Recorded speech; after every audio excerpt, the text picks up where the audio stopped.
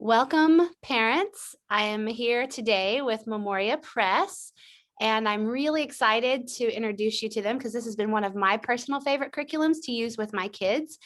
And I have Thomas J here with me today, and he's going to talk to us about Latin. So I'm handing it over to him right now. And just again, thank you, Tom, for coming and teaching us about Memoria Press and Latin. Well, thanks, Katrina. Yeah, I'm happy to be here. And as Katrina said, I work with Memoria Press. I'm a schools representative in the West, so I work with all kinds of schools along the West Coast and Nevada and Arizona. I'm located in Arizona. Um, and prior to this, I was a teacher for about 20 years, and I taught middle school, fourth grade, fifth grade. I guess really fourth through eighth over those years. And then the last few years before joining Memoria Press, I was on the administrative side at a charter school in Scottsdale. So I was just saying to Katrina, it's hard for me to imagine more different geographical areas, but I'm glad that there's interest in Memoria Press and glad there's interest in Latin. So um, Katrina reached out to me and asked if I could maybe just share some thoughts with you about the basic question is why teach Latin? It is making a comeback, thanks in large part to homeschoolers who really kept it going and kept what we today tend to call classical education. Um, One of the cornerstones, really the cornerstone of classical education is Latin.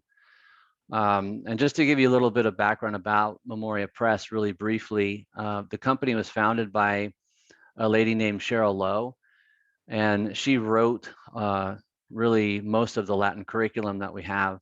And she was just completely convinced that Latin was absolutely essential for any student to really be considered educated, really well educated, because there's so many benefits that come to a student, um, both practical and not so utilitarian, but so many benefits that come to a student through a study of Latin. So she was completely committed to it. It was a cornerstone. The way she described it is that Latin is really like the spine of the curriculum. Everything else hangs on it. Um, and so that was the start. And with Memoria Press, really the beginning of Memoria Press was what now they call the 3 Ls: Latin, logic, and literature. Um, since that time, of course, the curriculum has filled out to offer many other subjects, but still the core is Latin. Um, and Memoria Press now, they're based in Louisville. That's where our main office is. And there are 3 campuses there, we call them model schools. They're called the Highlands Latin Schools. And that's where our entire curriculum is taught. And the students there, if you want to look at sort of quantitative evidence for this adherence to this kind of study, beginning with Latin, those students at those schools are in the top 1% of the state year after year. So that's just one quantitative piece of evidence for this kind of curriculum, really rooted in Latin. So why teach Latin? It comes up all the time. And this is a question that parents often have. It's most recently, I taught 5th graders Latin. It was their first year using Memoria Press first form. And inevitably, a student would always ask the question at some point, isn't language kind of gone? I mean, no one really speaks Latin anymore, do they? And I would say, yes, that's true. And then they would ask, so why are we learning it? Why are we learning a language that nobody speaks anymore? And then I would usually give them the little sort of poem that you may or may not have heard. Latin is a dead language, dead as it can be. First it killed the Romans, now it's killing me. That's how students sometimes feel around around maybe the second declension or so. But you would get a little laugh. But I always really appreciated that question because it's an important question and it's a really valid question. Because the knock against Latin is that it's a dead language. And in a certain sense, it is, in the sense that people aren't speaking it anymore. Okay, we can say that it's a dead language, but I want to suggest to you and hopefully convince you that Latin is very much alive. It's alive in English in terms of vocabulary, grammar. It's alive in the literary tradition, the great literary texts of the West. You cannot read the great works of Western literature without being referred to Latin in some way, or the Latin world, ancient Rome. It's all over the place. In the fields of medicine and law, it's filled with Latin phrases. So Latin is very much alive. It's just in a more indirect way that we don't exactly notice.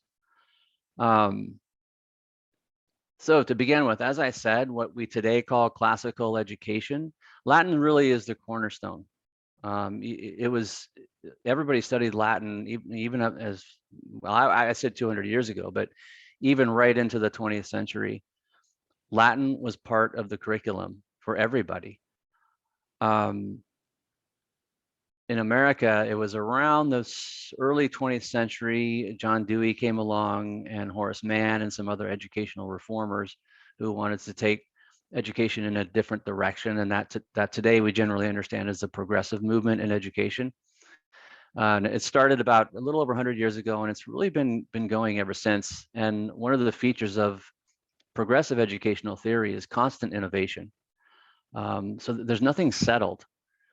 There's no set curriculum that everybody can agree upon. There's constant innovation without anything ever being proved that it actually is efficacious. In classical education, there are just certain bulwarks that that we know are tried and true. They've stood the test of time and they work. So Latin and Greek form the foundation of the curriculum also in the English grammar schools. That's where we get the idea of grammar school that comes from the English Renaissance. The time of Shakespeare, he studied Latin. Maybe that's where he first got his interest in Roman history and ended up writing the play Julius Caesar, who knows? All right, so the benefits of Latin. I want to focus on three specific areas: vocabulary, grammar, and what we might call mental discipline. Or if you're familiar at all with Susan Wise Bauer, she wrote a book called The Well-Ordered Mind. That's kind of what I mean by mental discipline. So with vocabulary, over half of English vocabulary comes from Latin. A lot of people don't know that. And so this is why I said a minute ago, Latin is still very much alive in the English language. With grammar, the best way to learn, for a child to learn grammar, is by studying another language, and preferably one that is highly inflected. One reason for that is because English is just so familiar. If a student is, assuming a child is born into an English-speaking home, that's the language that they're constantly hearing and just pick up and start speaking. It's so familiar to them, it's so close to them. To be honest, it's a little bit boring for them to study something that already seems so familiar to them. You give them something different, a foreign language, that's interesting, that's different, I don't know what that is. And if you give them a language that is highly inflected, meaning it's very concrete, you see the grammar because the endings on the words are constantly changing. That enables a young student to literally see the grammar, and Latin is beautiful for that because it is so inflected. It's all about stems and endings. I mean, really, in a nutshell, that is Latin, stems and endings. And it's the endings that change and tell you so much about what's going on with that word, and students can see that. So that's why it's so effective in for teaching grammar. I would also point out, I've spoken to schools where they have a very high percentage of Spanish-speaking students, or students who are learning English as a second language. I was just speaking with a school out in Fort Worth, for example. They have a bilingual program, and they've adopted the Memoria Press curriculum. And what the principal was telling me is she was amazed at how beneficial Latin has been to those students, because they're predominantly Spanish-speaking students, and they see the cognates. They see Latin words that they recognize from their knowledge of Spanish all over the place. And this has translated into a tremendous increase in their overall language arts performance because they understand grammar better through their study of Latin. So Latin is actually a great way for students who are learning English as a second language as well, to learn English grammar. And then mental discipline or ordering the mind, Latin does this because it teaches critical thinking skills and it teaches discipline in a way similar to math. And I'll get into that a little bit more later. So in terms of vocabulary, one thing that Latin provides is derivatives. It teaches derivatives, words in English that come from Latin. So English is a hybrid language. A little less than half of it comes from what we today call Anglo-Saxon English. Those sort of short, concrete words like bread, skull, laugh, cough, death, leg. These are all Anglo-Saxon English words, the Anglo-Saxon half of English. This is what students focus on in their phonics program from kindergarten through second grade. That's the way we do it at our model schools at Memoria Press. We consider kindergarten through second grade the primary years. They focus on, they learn phonics. Phonics teaches kids the rules of pronunciation and spelling for the Anglo-Saxon half of English. But by third grade, students begin to encounter longer words with more syllables. They're more complex. They have more nuances or shades of meaning. They're more abstract. They follow different pronunciation and spelling rules that phonics does not cover. Well, what happens there is they're starting to encounter the Latin half of English. So a student in third grade certainly has come across the word father or fatherhood. That's from the Anglo-Saxon side. But what happens when all of a sudden that child comes across the word expatriate? What does that mean? Or paternal? What's that?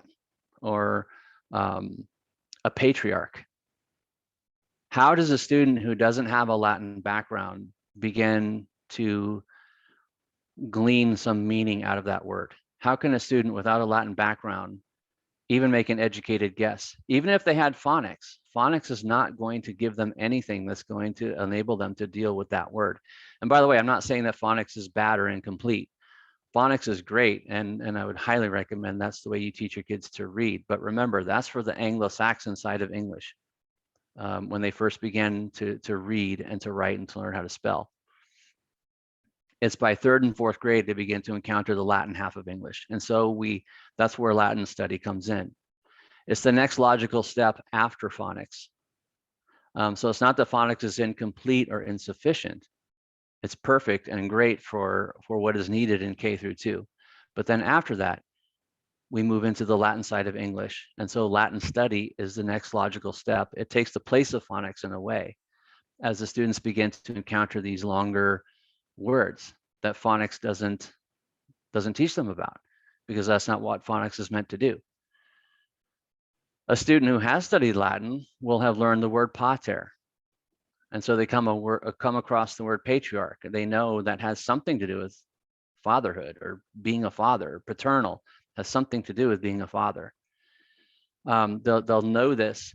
This works. Derivatives are so much more effective in improving a student's vocabulary, because what most programs tend to do is they give kids vocabulary lists, but they're just vocabulary lists of random words that are not attached to anything. And the students maybe can master them for a quiz, but then once the quiz is over and the class moves on to the next list, they've forgotten all those on the other list, because there's nothing attached to that word. But a student who has had to master the word pater, patris, has it memorized. They know what it means. So when they come across any one of these words on this list, they know pater, and so they know that word has something to do with fatherhood.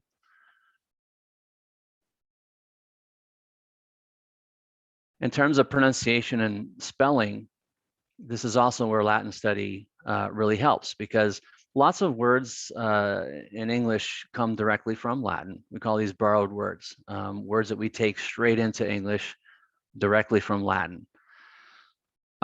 This gets a little tricky for young students, especially in forming the plural. So, for example, memorandum is singular, memoranda is the plural. A student with phonics has learned the rules for making the plural forms of English words, of the Anglo-Saxon side of English.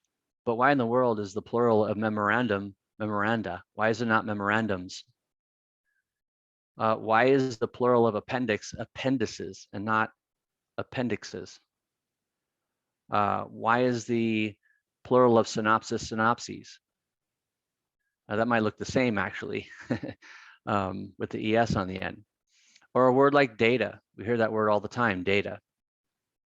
That's actually a plural of datum. Datum is the nominative neuter singular form. Data, data, is the plural form of datum. A student who has studied Latin will have no problem with any of this. They won't be surprised because they will have seen these endings. They will know these endings, and so they'll know how to spell them. A student without the study of Latin is going to be confused by more complex words like this. It's hard for them to make sense out of particularly the plural forms of these because they haven't had anything in their background to be able to deal with those. So again, continuing with how Latin helps with pronunciation and spelling. Remember that when we get into the Latin side of English, many of the pronunciation and spelling rules are different than what they are for the Anglo-Saxon side. So here's 3 words: democratic, democracy. You can see how the stress shifts in each word. But the dominant vowel remains the same, the O in the middle. In Democrat and Democratic, the O is what we call a schwa sound. It has a kind of that muffled sound, the sound. Whereas in democracy, there's the short O, democracy. This can be a word that's difficult for young students to spell. So they'll be tempted to spell Democrat and Democratic if they haven't studied Latin with an A instead of an O in the middle, or maybe an E. But the student who has studied Latin will know the root and will know that the dominant vowel is the O. So even though the O is muffled in these 2 words, the student of Latin will know, because of knowing the roots, the vowel is O, even though you can't really hear it very well. And so they're much more likely to get the spelling correct. But this is an example of how there's nothing like this in Anglo-Saxon English. Nothing follows these rules. You see no words at all in the Anglo-Saxon side of English that do this, where the stress shifts syllables and the vowel changes sound like that. That only happens with Latin derivatives. So as I said, Latin study is the next logical step after phonics. Here's another example with these words: present, progress, record, and rebel, or present, progress, record, and rebel. These 4 words are spelled exactly the same, but they're pronounced differently. The stress is in a different place depending upon whether they're nouns or verbs. So for example, anytime these are used as verbs, the stress is on the second syllable: present, progress, record, rebel. In other words, the stress is on the Latin root of each of these words when the word is used as a verb. The student of phonics has learned that an open syllable, meaning a syllable ending with a vowel, always has a long sound. But that's not what happens when these words turn into nouns. It only has a long vowel sound as a verb, present, but when it's a noun, it's present. The E changes to a short sound. Progress, the O is long as a verb, but it's progress as a noun. Same thing with record, record, from long to short vowel. Rebel, rebel, long to short vowel. Phonics, as I said, teaches the student that these open syllables here ending with a vowel should all have a long sound. Again, there's nothing like this, and that's the rule for Anglo-Saxon English. The student of Latin, again, will know these roots, and they will know and understand why the pronunciation is different and why it depends on whether they're being used as a verb or a noun. They will not be confused by this, but other students will.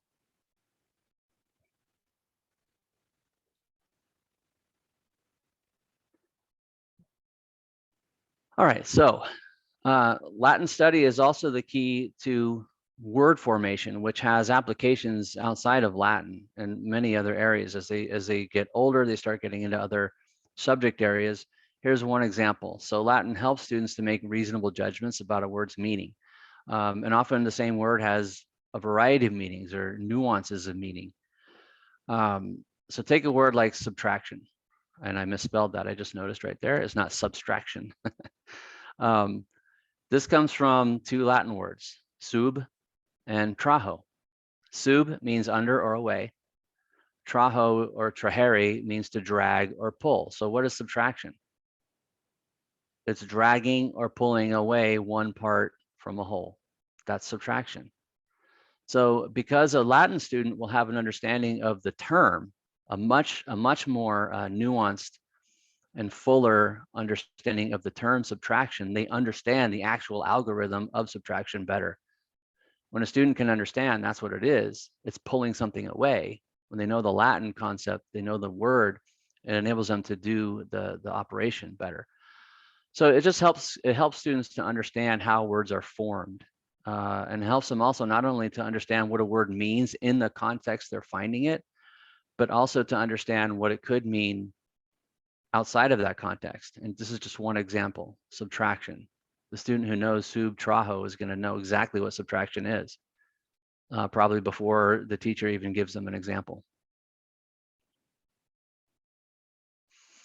Okay, so another advantage, as I said, is that grammar, Latin grammar is inflected. It's a very inflected language, so it shows its grammar in a very concrete way. Young students need this. So what happens with young students especially is they're very good at recognizing patterns, and little nuances. I've noticed this myself in teaching kids Latin. And so that's one of the beauties of Latin is it's very inflected.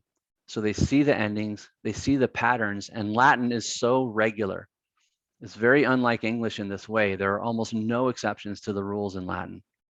So once they see those patterns, it just makes it so much easier for them to learn it and to see the grammar. So this is just one example. So nouns, there are 5 declensions. Nouns are all grouped in Latin into groups called declensions. There's 5 of them. The first declension of nouns are feminine. How do we know? Because in the nominative, they end with a. So now anytime a student who sees a noun or the subject of a sentence that ends in an a, they know that's a noun. Any subject of a sentence that ends with an a is a noun. Really, anything that ends with an a. They know perhaps that a noun is a person, place, thing, or idea. Idea used to be considered a thing, but now they separate it. But they'll recognize these patterns. English nouns are more abstract. So the student who's doesn't have Latin or doesn't study Latin, they come across, they're asked, the teacher asks them, is this a noun? Well, the student has to think, first of all, okay, what is a noun? Okay, it's a person, place, thing, or idea. Okay, so what is this word? Liberty. What? Okay, a noun is a person, place, thing, or idea. So first they have to remember what is the definition of a noun.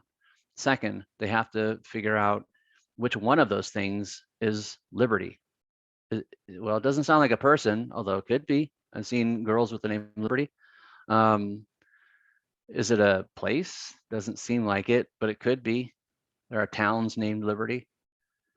So the young, and think about it again, think about an 8-year-old, a 9-year-old, a 10-year-old who is trying to figure all this out. There are multiple things going on in this young child's mind just to figure out, is this a noun? If they don't have a Latin study. The student who has studied Latin simply looks at the ending. Is this a noun?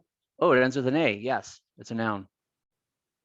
Or if they've learned all the cases, these are the 5 cases of a noun. English nouns have case as well. It just means what job is the noun doing in that sentence. They will learn all of these. So they can see any of these endings. Yes, that's a noun, because all of these are noun endings. They don't have to think about any of that. They don't have to think about person, place, thing, or idea. They don't have to think which one of these is this word. Is it a person, place, thing, or idea? They don't have to think of any of that. They simply look at the ending and they know right away, yes, that's a noun. So this is what I mean, that Latin shows its grammar in a very concrete way.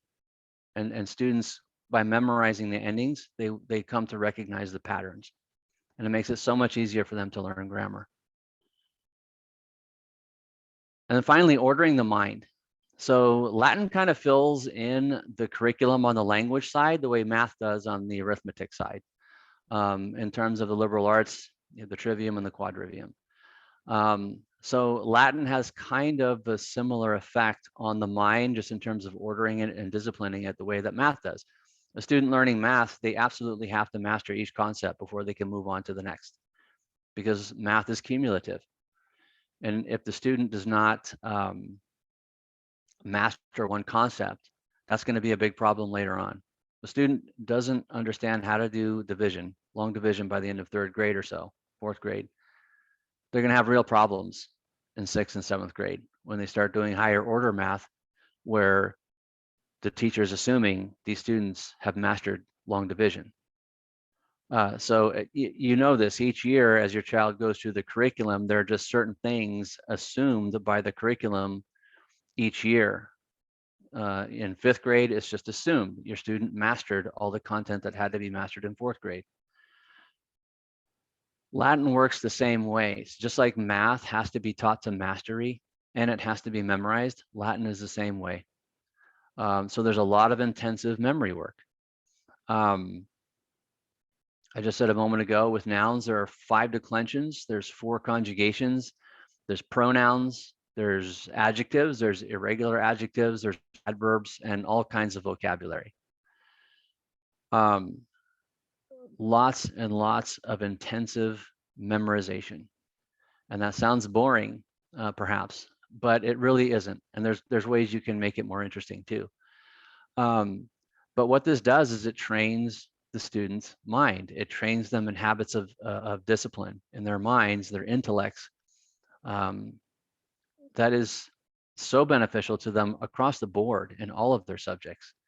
The student who has learned how to discipline their mind, by the time they get to high school and college, they're not going to have, that's not going to be the student who has trouble studying for a test. It's not going to be the student who has trouble writing an essay or getting things in on time, because they will have developed those habits from grammar school, beginning in grammar school, all the way through their study of Latin. So this is one of the benefits that comes from that. Latin teaches habits of mastery, memorization, and assimilation of new information. Latin is cumulative, just like math.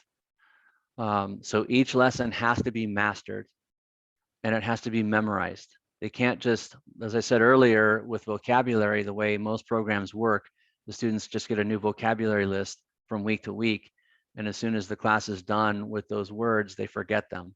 That's not how it works with Latin. Certainly not in our Latin program.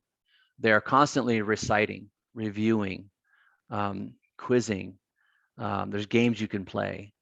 So each lesson is small, it's bite-sized, but it has to be mastered and memorized, and it has to stay in their memory, because Latin is cumulative. So if they don't have something memorized, if they don't get those first declension endings memorized, they're going to have a lot of trouble with second declension and third declension and so on. So it's very, very good for teaching mental discipline, which is a tricky thing for some students. I don't know if any of you have noticed that with your own kids.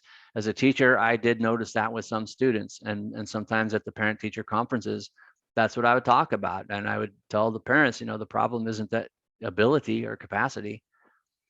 Your child just doesn't have a disciplined mind right now. And we got to figure out a way to help your child develop the mental discipline needed to be successful.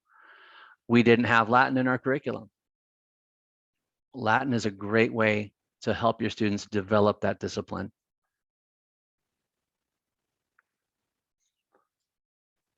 Okay, then there's also style. So when it comes to writing or syntax, sentence construction, as students get a little older, they start writing essays, particularly into middle school and high school. They're going to have to start making stylistic choices. How should I construct this sentence? What's the best way to do it? Latin trained students how to think about that. Because in Latin, this is something that every year with my fifth graders, it just kind of blew their minds when I told them that word order really doesn't matter in Latin. I remember the first time I taught that, and I was surprised by the way they responded to it, because they were really kind of confused, and I didn't expect that. But they're just so used to, in English, word order is so important. It's like German. In English, it's not very inflected. It's not a very inflected language. We depend on word order for meaning in our sentences, primarily. So, when they're 10 years old, 11 years old, all of a sudden they're dealing with sentences where word order doesn't matter at all. It's kind of confusing to them. They'll write the same sentence over and over and over again, the same way, different words, but the same kind of sentence over and over again, without any stylistic changes or anything like that. Latin shows them that they can do that. So here's an example. Mary loves the Queen. These are just 3 ways you could write it. Maria reginam amat, reginam Maria amat, Maria amat reginam. All 3 of those sentences mean the same thing. Mary loves the Queen. In English, we have to say Mary loves the Queen, because the meaning becomes confused if we change the word order. But again, in Latin, it's all about the endings. I said a minute ago, here's the A ending.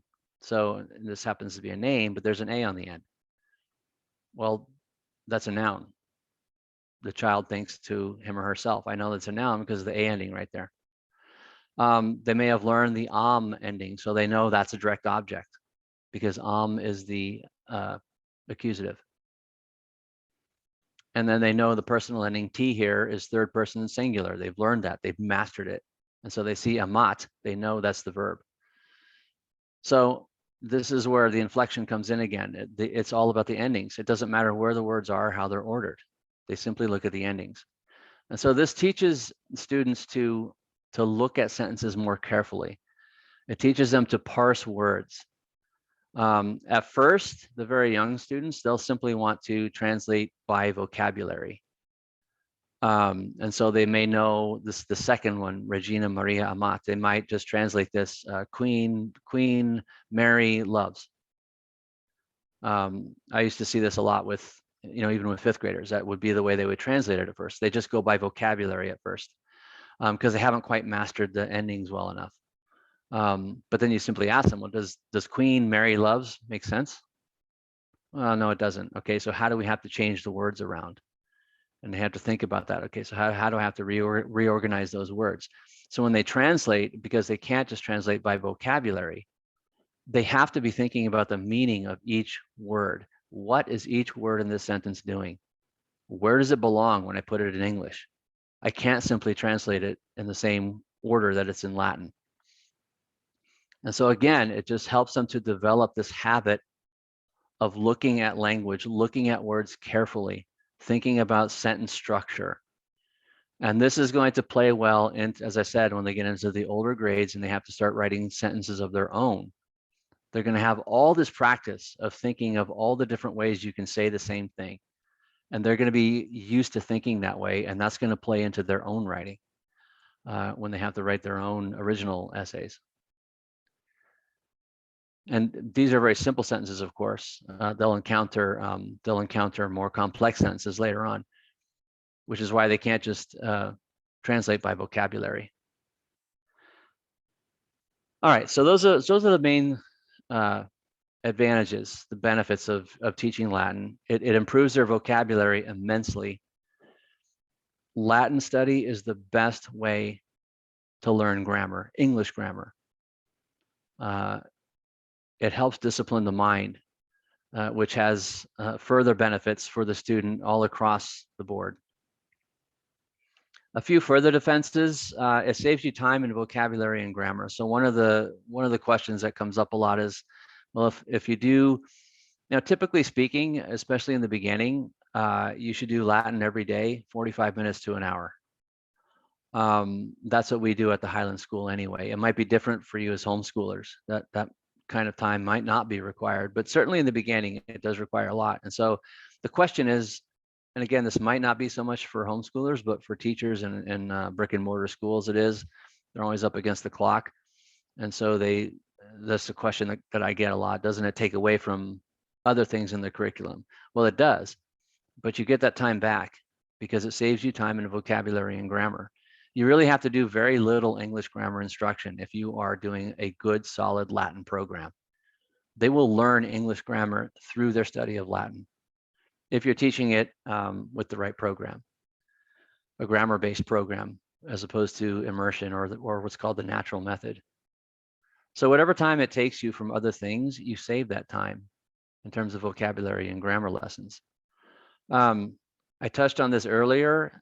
Latin provides a sort of cultural touchstone for students when they get into the older grades in the literature that they're going to be reading.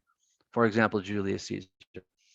But there are, as I said, there's Latin references and references to Roman culture all over Western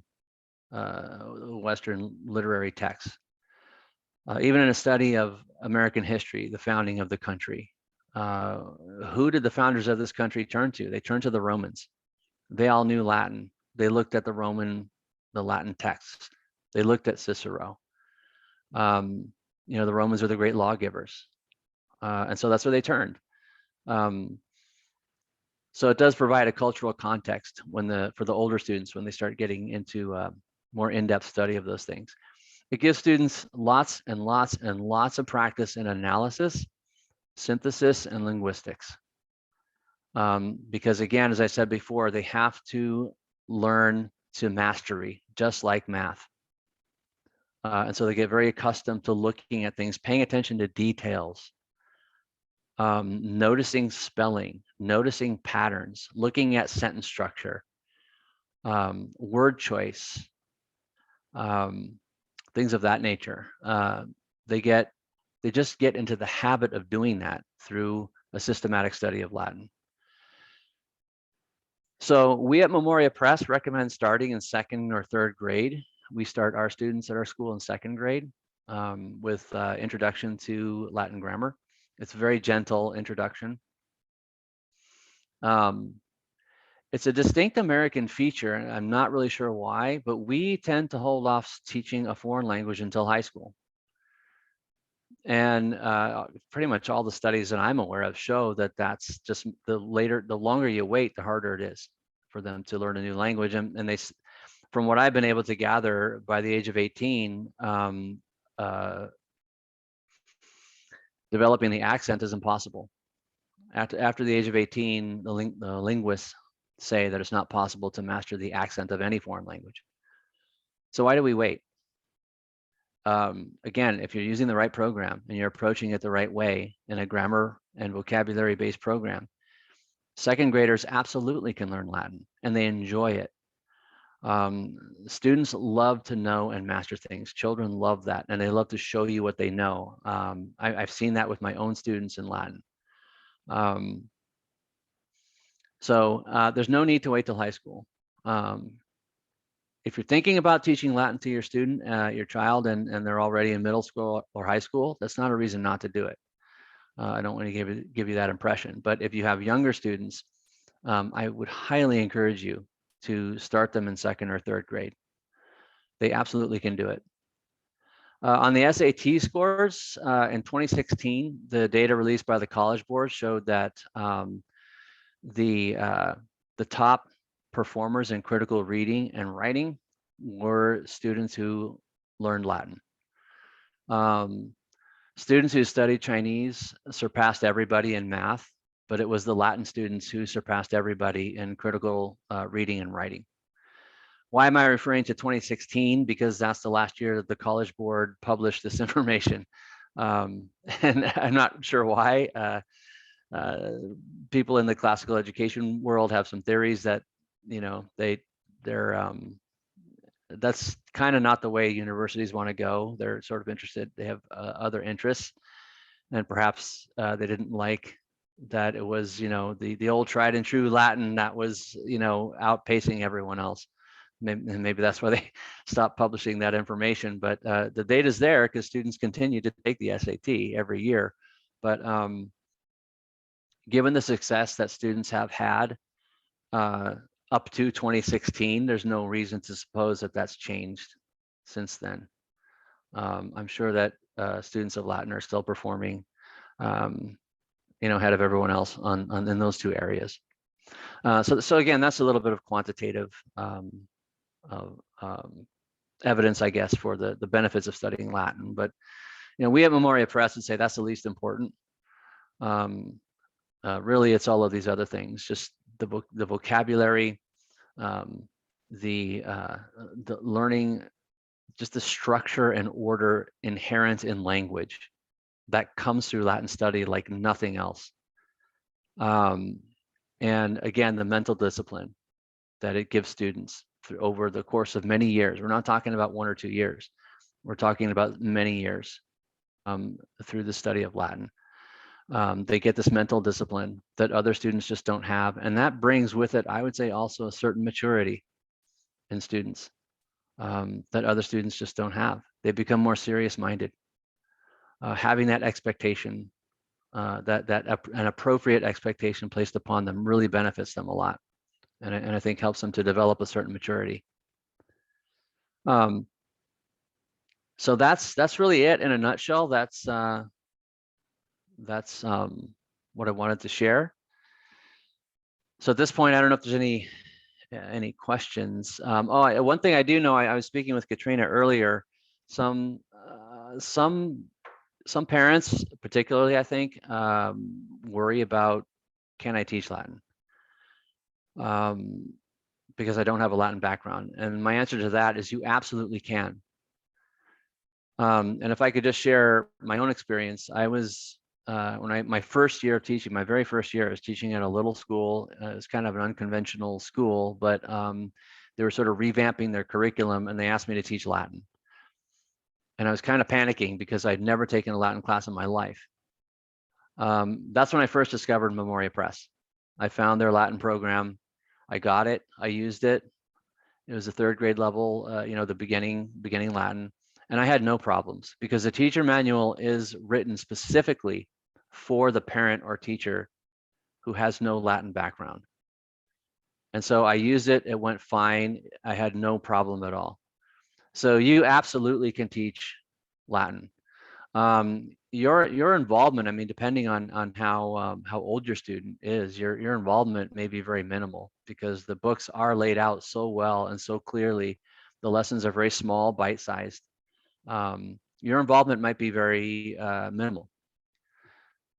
So I would not let a lack of Latin in your background cause you to hesitate at all. I will second that. I do have a Latin background and Greek, and I got really excited when my kids wanted to take those classes at home because I thought, oh, I finally get to teach something I know how to do.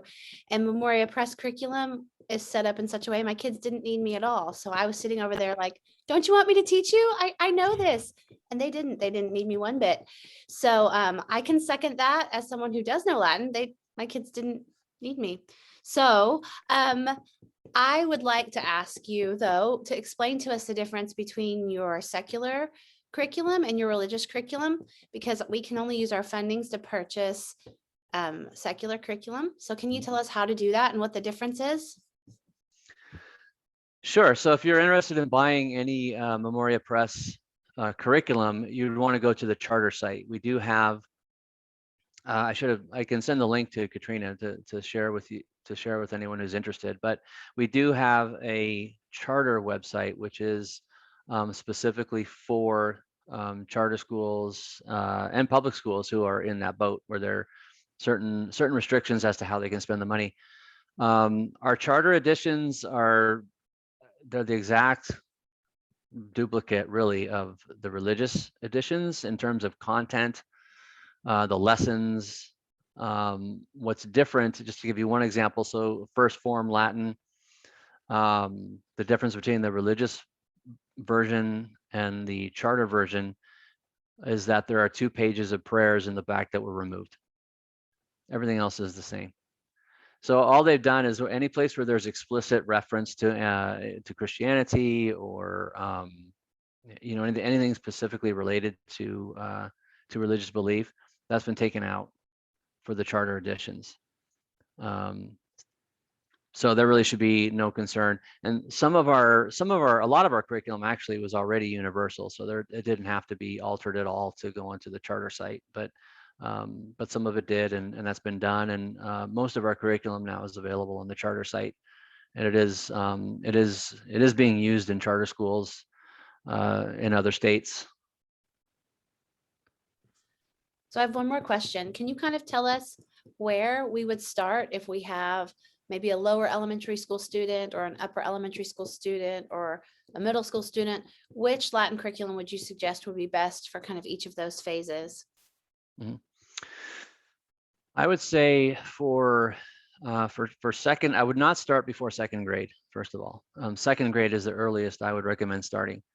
From second to fourth grade, well, let me put it this way. If you're starting in second grade, I would start with Introduction to Latin Grammar, which you can find on the charter site. And that is a very gentle beginning.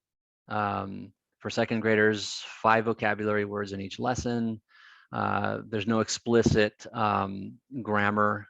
They do learn the parts of speech, but they learn it indirectly. Again, just by recognizing patterns. As I said before, they learn to recognize certain endings. If you're starting in third or fourth grade, I think you could skip introduction and go straight to grammar school Latin. So there's Introduction to Grammar School Latin for really early second grade, and then there's a different book. It's just called Latin Grammar, or I'm sorry, Grammar School Latin. If you're starting in third or fourth grade, I would start there. You could start with just depending on how eager your student is, or it also depends on the reading ability or the familiarity that you think your student has with, as I said before, the Anglo-Saxon side of English. So if they've gone through a phonics program, they know how to read well, they know the rules of pronunciation and spelling really well through the phonics program, then I would say you could go ahead and start, and if you're starting in third grade, with the grammar school Latin, or fourth grade. If you think still in third grade, your child, maybe they're still going through phonics, if you don't think they're still really strong readers, or they still need to improve a bit there, I would say start with Introduction to Grammar School Latin. If you're starting in fifth grade, the students I most recently taught, fifth grade was their first year of Latin. They had no Latin before that. I began with first form. So we have what's called our form series. It's first form, second form, third form, fourth form. I taught first form to fifth graders. That was their first year of Latin. They could do it. Again, bite-sized lessons, 2 pages, 10 words of vocabulary. But first form is where you really start getting into the Latin grammar. So if you're starting in fifth grade, you need to make sure that your student does have a good handle on the English language, is a good reader, spells well, has a good handle on the English side of the English, if that makes sense, the Anglo-Saxon side of English, to start in first form. I would definitely not start anywhere further on than first form. If you're starting with a middle school student, I would say definitely start in first form. That's all super helpful. Thank you for walking us through all of that. Are there any other questions anybody else wants to ask?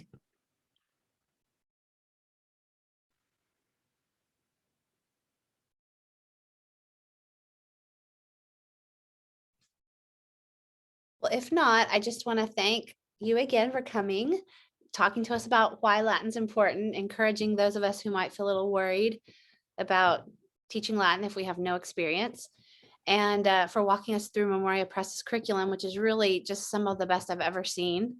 So I've seen lots of high school, middle school, elementary school Latin curriculums, and Memoria Press is hands down the best. So thank you. Thank you so much. And thank you all the rest of you for coming. I hope you guys have a wonderful afternoon and an amazing Merry Christmas. Bye, you guys.